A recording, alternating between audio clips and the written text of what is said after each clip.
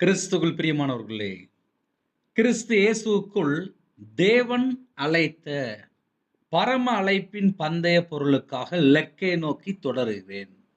ஹalleluya! கர்த்தருடைய பிள்ளைகளுக்கு மிக பெரிய ஒரு ஆசீர்வாதம் இருக்கு. அந்த ஆசீர்வாதம் என்ன தெரியுமா? பரலோகத்துக்குள்ள இருக்கு.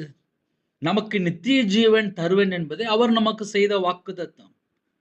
கிறிஸ்து இயேசுவுக்குள் தேவன் அழைத்த பரம அழைப்பின் பந்தய பொருளுக்காக இலக்கை நோக்கி தொடர்கிறேன். அப்ப நம்முடைய இலக்கு எங்க இருக்கு அப்படின்னா, பரலோகம் மட்டும்தான். கர்த்தருடைய பிள்ளைகளுக்கு பரலோகம் மட்டும்தான். இந்த பூமியில எல்லாம் மாயை, மாயை, எல்லாம் மாயை. சுவாசமுள்ள மனுஷனை நம்புவதை விட்டு விடுங்கள். நம்பப்படுவதற்கு அவன் எம்மாத்திரம். இன்னைக்கு பேசின மனுஷன் நாளைக்கு காலையில இருப்பானா? சந்தேகம். அப்படிப்பட்ட இந்த கடைசி காலத்திலே நம்ம என்ன தெரியுமா யோசித்து பார்க்கணும்?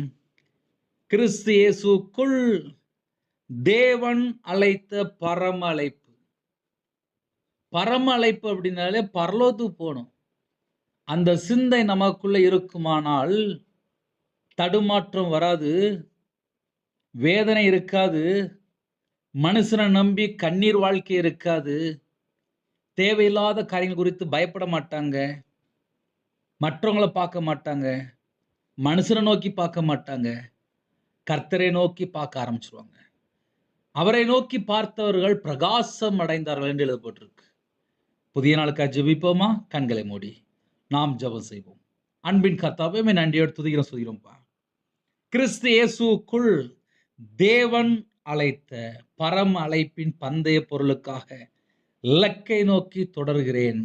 எந்த குடும்பத்தில் இணைந்திருக்காங்களோ எங்களுடைய இலக்கு அது பரலோகம்ப்பா. அந்த சிந்தை தாங்க. ஒவ்வொரு குடும்பத்துக்கும் அப்படிப்பட்ட சிந்தை தாங்க. தேவையில்லாத கவலைகள், வேதனைகள், துக்கங்கள் எல்லாவற்றையும் நீக்கிருங்க. பிதா, குமாரன், பரிசுத்த நாமத்திலே முத்திரை போட்டு ஒவ்வொரு குடும்பத்தையும் வேலை அடைத்து சம்பூர்ணமாக, திருப்தியாக, பரிபூர்ணமாக ஆசீர்வதிங்க. உங்க கரத்துல அர்ப்பணிக்கிறோம். யாரெல்லாம் இணைந்திருக்காங்களோ அவங்க இதயத்துக்குள்ள தேவ சமாதானம் நிரப்பி ஆசீர்வதிங்க. உங்க நாமம் மகிமைப்படட்டும். இயேசு கிறிஸ்துவின் மூலம் பிதாவே, ஆமென்.